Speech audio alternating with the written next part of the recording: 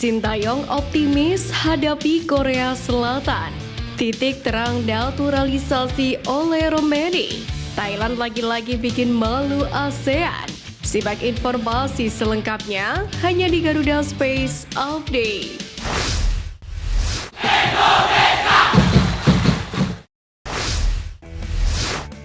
Ketua Umum PSSI Erick Thohir telah mengkonfirmasi bahwa Nathan Jeon diperbolehkan oleh SC Heerenveen untuk bergabung kembali dengan skuad U23 Indonesia di ajang Piala Asia U23 2024. Hal itu tak terlepas dari negosiasi yang dilakukan secara intensif kepada klub Belanda tersebut. Bahkan, Nathan telah bertolak ke Qatar untuk mempersiapkan pertandingan berikutnya melawan Korea Selatan. Erick Thohir sendiri mengucapkan terima kasih kepada semua pihak yang telah mendukung proses tersebut, terutama mengarahkan pandangan pada pertandingan selanjutnya melawan Korea Selatan dengan tim yang lengkap. Erick Thohir sendiri khusus mengapresiasi para supporter yang secara aktif menyuarakan dukungan mereka di media sosial, yakni agar Nathan bisa dilepas oleh klubnya. Ini merupakan kali keempat Erick Thohir terbang langsung dalam upaya memastikan skuad terbaik untuk Sintayong. Laga perempat final Piala Asia U23 2024 antara Timnas Indonesia U23 kontra Korea Selatan membuat anak Sintayong yakni Shin Jae-won memilih untuk berkhianat. Sebab Shin Jae-won mendeklarasikan bahwa dirinya lebih memilih untuk mendukung skuad Garuda Muda ketimbang Taeguk Warriors Junior. Hal itu disampaikan via Instagram story-nya. Menariknya, pengamat sepak bola Korea Selatan Park Moon-seong juga angkat bicara soal duel kedua negara tersebut. Dirinya mengaku bahwa timnas U23 Indonesia sebenarnya bukanlah lawan yang perlu ditakuti oleh Korea Selatan. Park Moon-seong berkaca dari sejarah panjang Indonesia yang kerap inferior saat jumpa Korea Selatan di level usia 23 tahun. Meski begitu, kondisinya berubah usai Sintayong datang sebagai pelatih timnas Indonesia, termasuk di level U23. Sintayong sendiri menjadi alasan timnas U23 Indonesia kian diwaspadai, termasuk oleh Korea Selatan sendiri.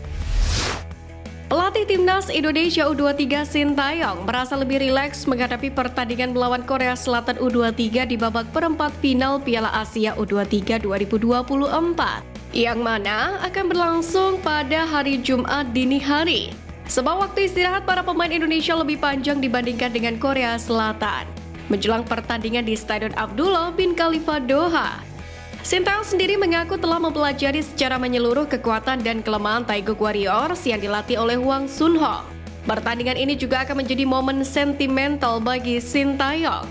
Pasalnya ini akan jadi ajang bagi Sintayong untuk membuktikan diri ke masyarakat Korea Selatan. Sebelumnya, Sintayong sempat mendapatkan aksi yang kurang terpuji, yakni pelemparan telur oleh supporter Korea. Alasannya karena mereka gagal lolos dari babak fase grup Piala Dunia 2018. Mendapati nasib timnas Indonesia U23 yang mujur, masyarakat Malaysia tampak iri. Pasalnya perjuangan timnas Malaysia U23 di Piala Asia U23 2024 sendiri berbeda jauh dengan skuad Garuda Muda, di mana Malaysia U23 kalah di 3 laga grup D.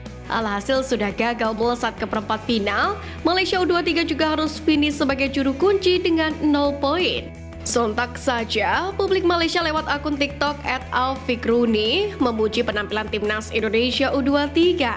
Dengan kinerja yang fantastis dari Marcelino Ferdinand dan kawan-kawan, mereka merasa Garuda Muda layak lolos ke perempat final. Seperti itu membantai Yordania, Garuda benar-benar mendominasi sepenuhnya.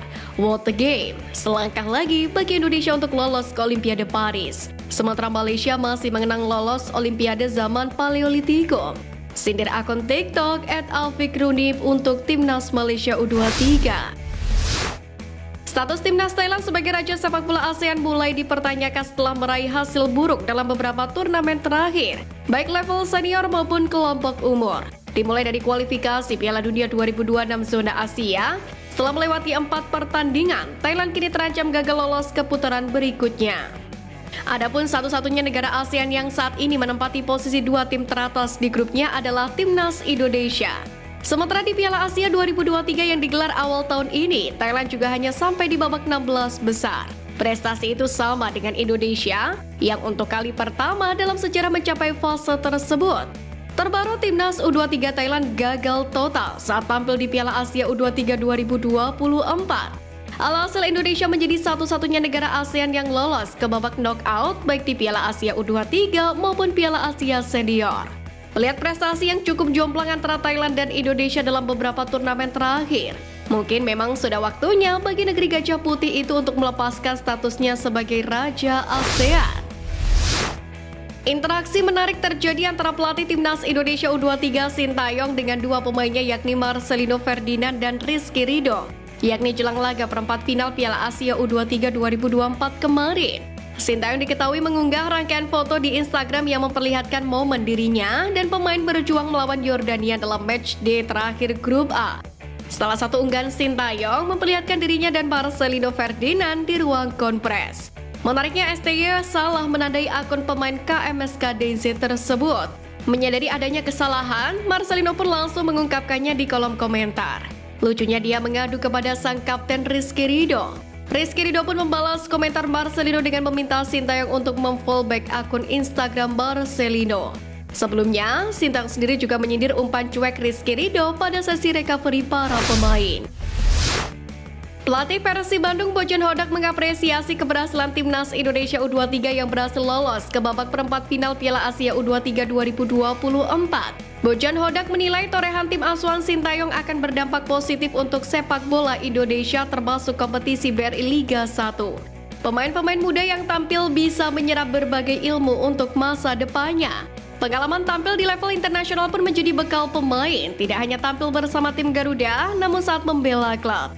Bojan sendiri percaya situasi itu akan membuat pemain tampil lebih baik dengan pengalaman yang didapat. Tangan kanan Sintayong Nova Arianto berharap Timnas Indonesia U23 jadi inspirasi bagi anak-anak Timnas Indonesia U16. Sebab Garuda Nusantara kini tengah bersiap menatap Piala AFF U16 2024. Nova Arianto menginginkan anak asuhnya yang saat ini sedang menjalani pemusatan latihan atau STC benar-benar serius. Menurutnya tidak ada yang tidak mungkin jika seorang pemain ingin bekerja keras. Sebab semua itu telah dibuktikan oleh Marcelino Ferdinand dan kawan-kawan.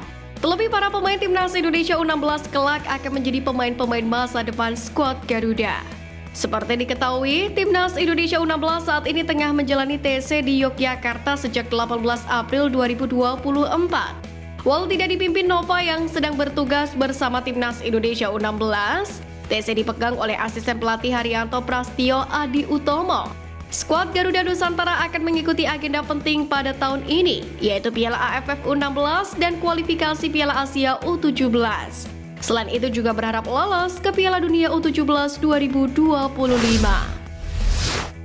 Ragnar Oratmangun mengaku penyerang FC Utrecht oleh Romeni sedang memikirkan soal naturalisasi agar bisa memperkuat Timnas Indonesia. Hal itu diungkapkan Ragnar dalam wawancara di kanal Yusa Nugraha. Ragnar mengaku juga kerap bercerita soal pengalamannya bersama dengan tim Merah Putih. Pemain Fortuna Sittard itu pun berharap nantinya Romeni bisa mengikuti jejak membela tim Merah Putih. Terlebih Romeni yang baru berusia 23 tahun sudah berkomunikasi dengan Ketum PSSI Erick Thohir soal rencana naturalisasi beberapa waktu yang lalu.